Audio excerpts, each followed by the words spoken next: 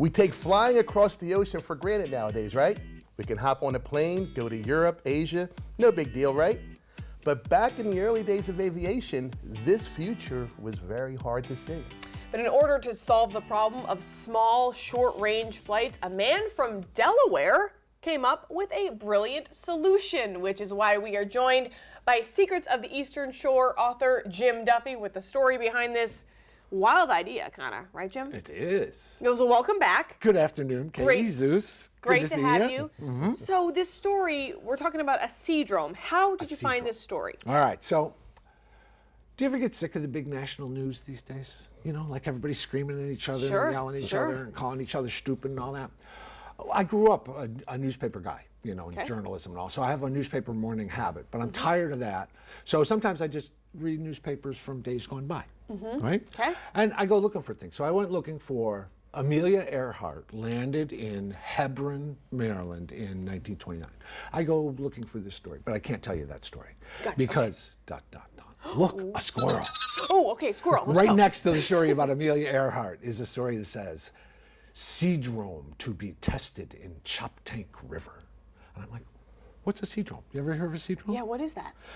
So, in the early days of aviation, nobody could cross the ocean. They could only go like 300 or 400 miles. And there were some passenger flights, but it was like Washington to Pittsburgh or something like that. This guy from Delaware named Edward Armstrong comes up with this solution. And it's kind of like a frog crossing a pond on lily pads.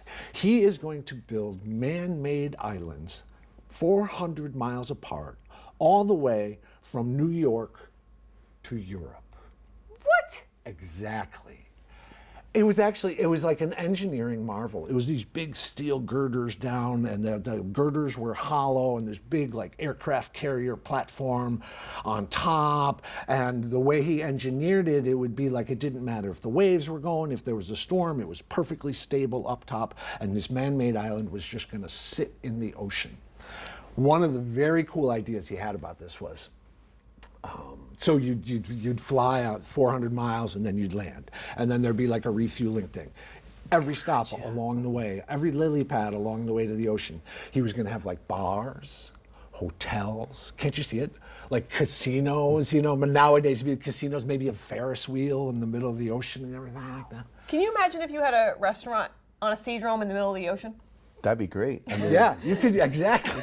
listen, and all your seafood's free, right? Hey! Just dip it, yeah, exactly. So this idea was so serious. You know what it reminds me of? It reminds me of how like we look forward and we see a future where there's like, just to pick examples of solar panels and windmills and electric cars. That's how people saw it. They did not see a development coming where you'd have like these giant planes with 150 people in them crossing the ocean. They couldn't see that coming. They thought all the planes were going to stay small.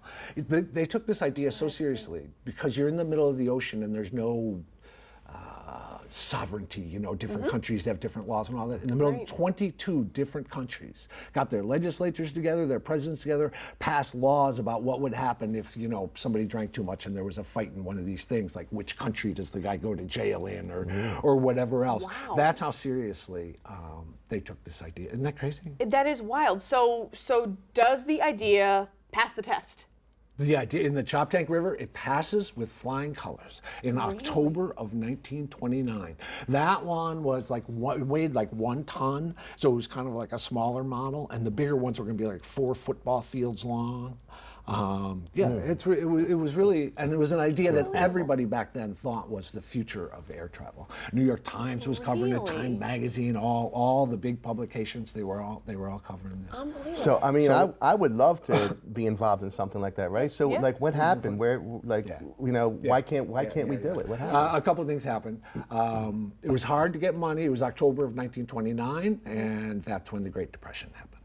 So it was a little bit hard to get money. Gotcha. They had to deal with all of these countries setting up all these rules and all this political stuff. Took a little time. And then the thing that nobody foresaw happened, which is they figured out how to make big, giant passenger planes that could fly across the ocean without stopping. But there is one way that the Choptank River test might still help air travel. And that is in Japan. All the airports in Japan, they're kind of like landlocked, you know, and they have mountains and everything like that. So it's hard to build airports in these big cities in Japan. And since the 1990s, they've been trying to build these seedromes to put their airports out in the ocean. And then bus people in. And as far as I could tell, they're still looking at that idea. So maybe the Choptank River test will still pay off 100 years later. That would be awesome. What cool stuff, huh? That's awesome. That's awesome. Jim Duffy, author of Secrets of the Eastern Shore, thank you so much. You always bring the most fascinating ideas right to light. So cool. Love Love learning this history.